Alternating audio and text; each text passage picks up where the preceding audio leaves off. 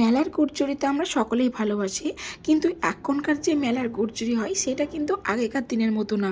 এখনকার ঝুড়িগুলো কিন্তু খেতে খুব একটা মুচমুচে হয় না, তাই ভাবলাম বাড়িতেই তৈরি করি। এই গুড়চুরিটা আমি বিশেষ করে আমার আব্বার জন্য তৈরি করেছিলাম, তার কারণ আব্বা মেলার গুড়চুরি ভীষণ পছন্দ করে।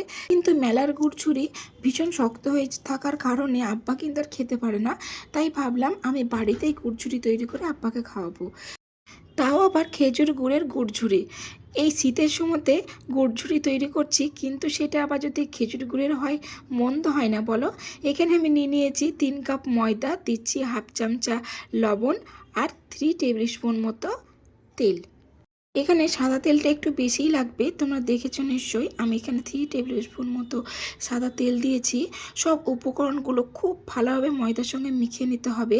ময়দাটা দেখো কতটা ভালোভাবে মাখা হয়ে গেছে, দেখে নিশ্চয়ই বুঝতে পারছো। ময়দাটাতে কিন্তু একটু বেশি করেই তেল দিতে হবে, তা না হলে কিন্তু খাস্তা হবে না, তার জন্য আমি একটু বেশি তেল দিয়েছি। এবার দেখো অল্প অল্প করে জল দিয়ে এবার আমি একটা ডো তৈরি করে নেব। জলটা কিন্তু আমি গরম জল দিইনি বা উষ্ণ জলও দিইনি, এখানে নর্মাল জলই আমি ইউজ করেছি। আর দেখো ডোটা কিন্তু আমার মাখানো হয়ে গেছে। ডোটা দেখে নিশ্চয়ই বুঝতে পারছো ডোটা কিন্তু খুব শক্তও হয়নি আবার খুব নরমও হয়নি। ঢাকা দিয়ে আমি 10 মিনিটের জন্য রেস্টে রেখে দিচ্ছি। দেখো 10 মিনিট তো হয়ে গেছে, আর ডোটা দেখো কতটা সুন্দর হয়ে আছে, খুব নরমও হয়নি আবার খুব শক্তও হয়নি। এবার ডোটা আবার আমি 1 থেকে 2 মিনিট মতো চেপে চেপে মেখে নিচ্ছি। এরপর কিন্তু আমি লেচিগুলো কেটে নেব। গুড়চুরি যে বাড়িতে এত সহজভাবে তৈরি করা যায়, তোমরা আমার আজকের এই ভিডিওটি না দেখলে বিশ্বাসই করবে না বন্ধুরা, যে এত সহজে গুড়চুরি বাড়িতেই তৈরি করা যায়, তাও আবার বাজারের থেকে মানে মেলার থেকে অনেক অনেক গুণ ভালো খেতে হয়। তোমরা বললে বিশ্বাস করবে না, এতটাই সুস্বাদু এতটাই মুচমুচে হয় এই গুড়চুরিটা খেতে। দেখো লেচিটা তো কেটে নেওয়া হয়েছে, আর আমি হাতের সাহায্যে খুব ভালোভাবে গোল গোল করে কেটে নিয়েছি। এবার দেখো এই রুটিটা কিন্তু আমি কর্নফ্লাওয়ার দিয়ে আমি খুব ভালোভাবে বেলে নেব। এখানে কিন্তু কোনো ময়দার আমি ব্যবহার করব না, এখানে আমি কর্নফ্লাওয়ার দিয়েই এই রুটিটাকে বেলে নেব। দেখে নিশ্চয়ই বুঝতে পারছো আমি কিন্তু দেখো কত সহজে কর্নফ্লাওয়ার দিয়ে রুটিটা বেলে নেওয়া যাচ্ছে। আর দেখো রুটিটা কিন্তু আমি খুব পাতলাও করব না আবার খুব মোটাও করব না, ঠিক এরকম থাকবে। আর এই দিকে দেখো একটা চাকুর সাহায্যে আমি কিন্তু 2 সাইডটা কেটে দিচ্ছি। তোমরা তোমাদের সুবিধা মতো কেটে নিতেই পারো, কিন্তু আমার মনে হচ্ছে এর থেকে সহজ হয়তো অন্য কোনো উপায় নেই, তার জন্য আমি এরকমভাবে কেটে নিচ্ছি। আর এরকম করে কেটে নিলে খুব সহজে কিন্তু কেটে নেওয়া যায়। আর এই যে দেখছো এক্সট্রা সাইডে যেগুলো বেরিয়ে আছে এগুলো কিন্তু আমি আবারও ভেঙে একে লেচি করে আবারও কিন্তু বেলে নেব। আর এবার দেখো আবার আমি এই ছোটো ছোটো কেটে রাখা রুটিগুলোকে কিন্তু কর্নফ্লাওয়ার দিয়ে দিচ্ছি, তারপর কিন্তু হালকা করে আবারও বেলে নিচ্ছি। এবার কিন্তু আমি একটু চওড়া করে নেব।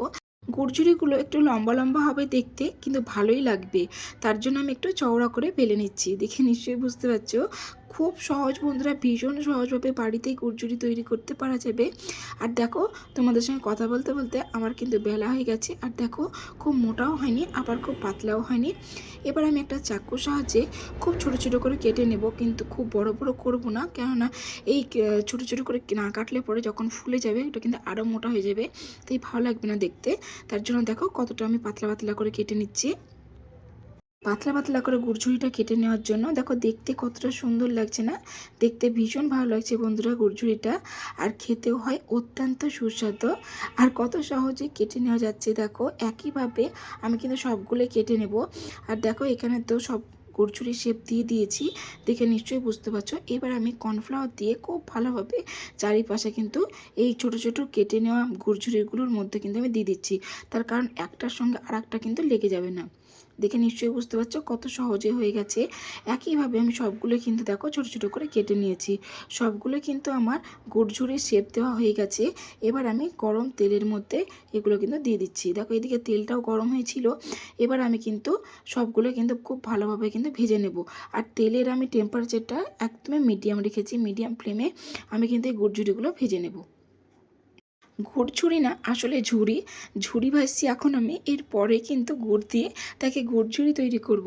আর বন্ধুরা দেখো দেখে নিশ্চয়ই বুঝতে পারছো সব গুড় ঝুড়ি যে এই যে ঝুড়ি ভাজাটা কতটা ছেড়ে গেছে, দেখো ফেটে ফেটে গেছে, কতটা সুন্দর হয়েছে দেখে নিশ্চয়ই বুঝতে পারছো।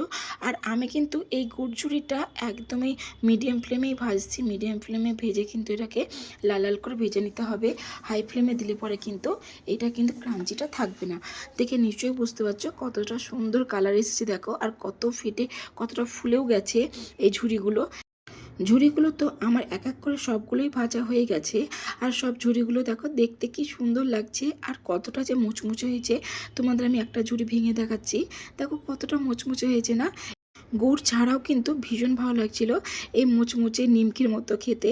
আর এবার দেখো আমি গুড় ঝুড়ি তৈরি করব, তার জন্য কড়াইয়ের মধ্যে দিয়ে দিচ্ছি 2 কাপ গ্রেট করে নেওয়া গুড়, আর দিচ্ছি হাফ কাপ মতো জল। আর আমি কিছুই দেবো না এখানে। গুড়টা কিন্তু খুব ভালোভাবে এখানে আমি তৈরি করে নিতে হবে, মানে গুড়ের যে পাকটা সেটা কিন্তু খুব ভালোভাবেই তৈরি করে নিতে হবে। দেখো আমি কিন্তু এরকম করে নেড়ে নেড়ে আমি কিন্তু গুড়ের পাকটা তৈরি করে নেবো। দেখো গুড়টা কিন্তু এখানে অনেকটাই ঘন হয়ে এসেছে, কিন্তু এখনও আমার গুড়টা কিন্তু মানে গুড়ের পাকটা কিন্তু হয়নি। দেখে নিশ্চয়ই বুঝতে পারছো অনেকটাই ঘন হয়ে এসেছে। আর উপর থেকে দেখো হালকা সাদা সাদা মনে হচ্ছে। এবার কিন্তু মনে হচ্ছে আমার কিন্তু গুড়ের পাকটা দেওয়া হয়ে গেছে। একটা বাটির মধ্যে জল নিয়েছি। এবার দেখো সামান্য আমি গুড়ের কিছুটা কয়েকটা ফোঁটা দিয়ে দিয়েছিলাম। এতে দেখো দেখে নিশ্চয়ই বুঝতে পারছো কত সহজে দেখো একটা চকলেটের মতো একটা আকার নিয়ে নিয়েছে। আমার কিন্তু গুড়ের পাকটা খুব ভালোভাবে হয়ে গেছে। গুড় ঝুড়ি তৈরি করার সময় কিন্তু সবসময় মনে রাখতে হবে এই গুড়ের পাকটা কিন্তু ঠিকঠাক দিতে হবে। দেখে নিশ্চয়ই বুঝতে পারছো আমার এই গুড়ের পাকটা কিন্তু খুব সুন্দরভাবে হয়ে গেছে। দেখো কড়াইয়ের উপরটাই দেখো একদমই সাদা সাদা হয়ে গেছে।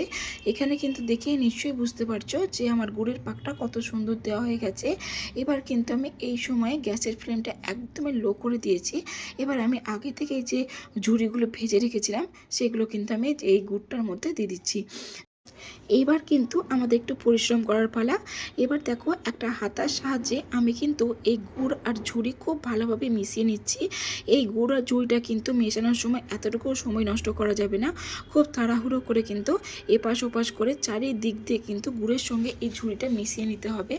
আর দেখো গুড় ঝুড়িটা দেখতে কিন্তু দারুণ হয়েছে বন্ধুরা, কি সুন্দর লাগছে দেখতে। আর এরকমভাবে কিন্তু অনবরত নেড়ে যেতে হবে, বেশিক্ষণ না, 5 থেকে 7 মিনিট পর্যন্ত এরকমভাবে অনবরত যদি মেখে নেওয়া যায় তাহলে কিন্তু গুড়গুলো সব ঝুড়ির সঙ্গে লেগে যায়। আর এরকম যদি 2-1টা যদি লেগে থাকে, জমাট বেঁধে যায়, তাহলে কিন্তু এরকম করে হাতে ছাড়িয়ে দিলেই হবে। কোনো কিছু না, দেখে নিশ্চয়ই বুঝতে পারছো কত সহজেই গুড় ঝুড়ি তৈরি হয়ে গেছে বাড়িতে। আর এই গুড় ঝুড়িটা দেখতে কি সুন্দর লাগছে বন্ধুরা। বাড়িতে যে এত সুন্দর গুড় ঝুড়ি তৈরি করা যায়, তোমরা আমার আজকের এই ভিডিওটি না দেখলে হয়তো বিশ্বাসই করবে না। দেখলে কত সহজে আমি গুড় ঝুড়িটা তৈরি করে নিয়েছি, আর দেখতে কতটা সুন্দর লাগছে। এই গুড় ঝুড়ি তোমরা বাড়িতে 1 থেকে 2 মাস কিন্তু সংরক্ষণ করে রাখতে পারো, আর ততটাই মুচমুচে থাকবে, বিশ্বাস করো বন্ধুরা। আর গুড় ঝুড়িটা দেখো দেখতে কতটা সুন্দর হয়েছে, একদমই মুচমুচে গুড় ঝুড়ি। আমার আজকের রেসিপি তোমাদের যদি ভালো লেগে থাকে তাহলে please like, share, subscribe, comment করো।